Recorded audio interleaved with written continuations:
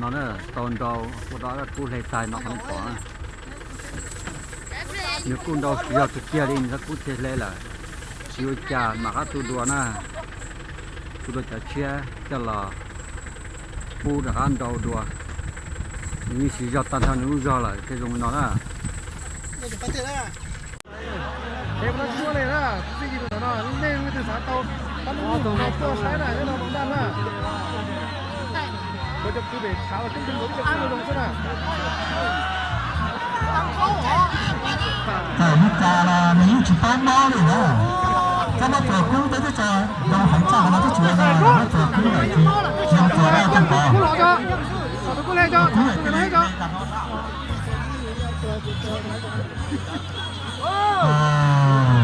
Nè thừa sai là thừa kỹ thế nào đó,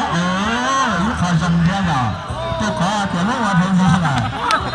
nó là ba chua nào, không đòi là cái hết, cái bên này là chua cả, nó là cả không cả nhiều, cái này cả gì, nó chua là nữa. Bây giờ xem đây, không chỉ được chua, không nhiều cái gì ra, nó là giờ đồng đàn à, cái này nó sẽ là nó theo cái xe thôi, thì là cái này là cái sẽ được tiền đấy. thấy cái gầu lên.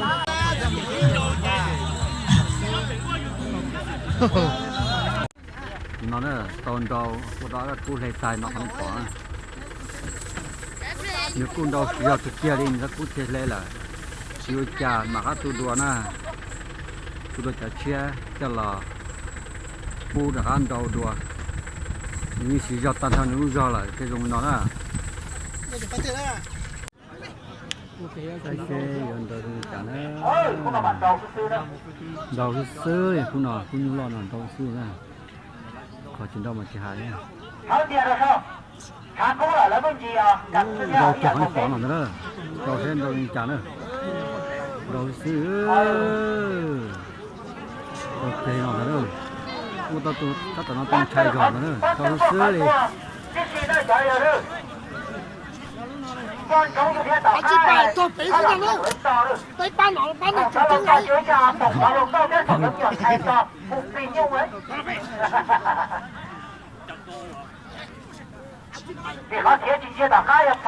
sai kia không có nó nữa con trai là chưa chả để cho mà cho đua nữa phải đó bây giờ như có công đoạn tệ nữa thực ra là nó giờ như cứ ba cái cổng của nó đầu đầu như không các bạn nó cái xe gần đầu như chả nữa đây nữa đầu thứ tư nữa cũng nó là họ tìm đâu mà chỉ hay nữa đầu thứ tư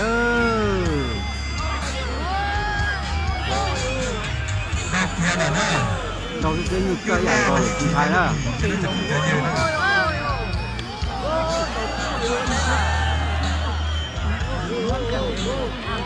như cây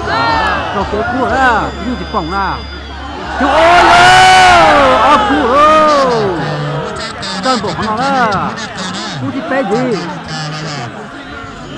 nó này bỏ nó đó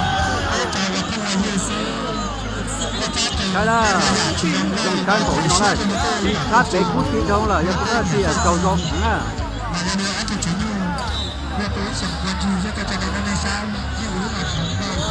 tiền đâu có cho sẽ kia còn gì nó đúng không nào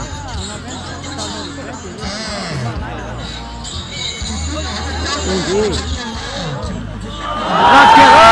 áo cũ rồi giờ là đây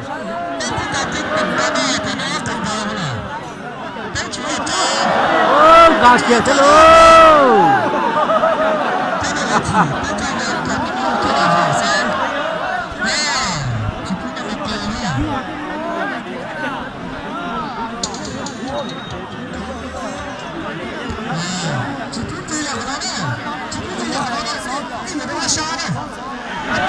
ini punya total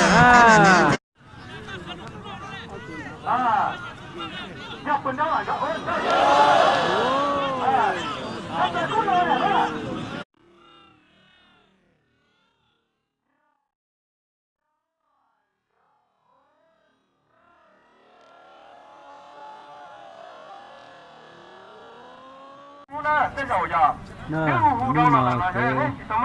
cho nhiều xin đầu là sầu đi nó nè sầu đi nó từ nhà lười đầu mà đã cho nên mình ra chùa cho nên tí lòng mình chơi ở giờ có này bỏ nó đó thì cho mà các cha này mình sẽ xin đầu đua nhất đầu lục khó nè nó nói là mình chơi ở giờ này